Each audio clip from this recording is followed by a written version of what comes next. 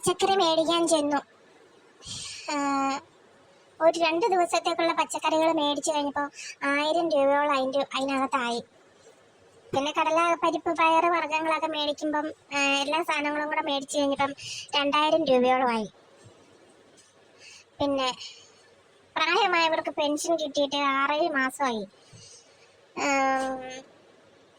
ഇത് ഒരു സാധാരണപ്പെട്ട, അതായത് ഗൃഹനാഥന്മാരില്ലാത്ത ഒരു വീട്ടിലെ പ്രായമായ സ്ത്രീകളും തനിച്ച് താമസിക്കുന്ന ആൾക്കാരും അസുഖമുള്ള ആൾക്കാർക്കൊക്കെ ഇത് വളരെയധികം ബുദ്ധിമുട്ടുണ്ടാക്കുന്നുണ്ട്. ഇവരിത് പ്രതീക്ഷിച്ചായിരിക്കും ജീവിച്ചിരിക്കുന്നത് തന്നെ. അപ്പം ഇതിനൊന്നും ഒരു പരിഹാരവും കാണുന്നില്ല എന്നുള്ളതൊരു ഭയങ്കര സങ്കടകരമായ വിഷമമാണ്. ഇവിടെ മീരാനന്ദൻ കല്യാണം കഴിച്ചു.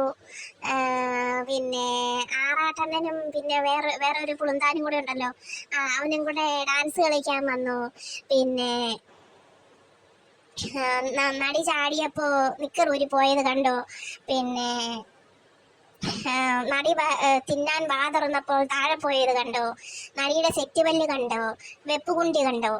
ഇതൊക്കെയാണ് ആൾക്കാർക്ക് അന്വേഷിക്കാനുള്ള സമയം. ഇവിടെ പാവങ്ങൾക്ക് വേണ്ടി സംസാരിക്കാൻ യാതൊരു ഇതും ആർക്കുമില്ല. അല്ല, പാവങ്ങൾക്ക് വേണ്ടി സംസാരിച്ചിട്ടും വലിയ കാര്യമൊന്നുമില്ല. ഇതിനൊക്കെ എന്തെങ്കിലും ഒരു നടപടികൾ എടുക്കണമെന്നുണ്ടെങ്കിൽ അതിന് തക്കതായിട്ടുള്ള ആൾക്കാർ വേണം. പിന്നെ ഒഴുക്കിനനുസരിച്ച് പോവുക എന്നുള്ളതാണ് ഇപ്പോഴത്തെ കേരളത്തിൻ്റെ ഒരു അവസ്ഥ.